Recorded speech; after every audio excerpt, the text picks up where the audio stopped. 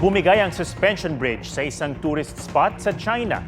Nakahandusay sa mabatong bahagi ng ilog ang ilang turista matapos mahulog nang maputol ang mga kable ng suspension bridge sa Shata Scenic Region. Ayon sa mga otoridad, 29 nahulog, 5 sa kanila ang nasawi. Iniinspeksyon na ang tulay. Sa Arizona naman sa Amerika, patuloy ang wildfire malapit sa tourist destination na Grand Canyon. Mula sa kuha ng eroplano, kita ang makapal na usok. Sumiklab ang Dragon Bravo fire noong July 4 at kumalat sa mahigit 130,000 acres ayon sa US Forest Service.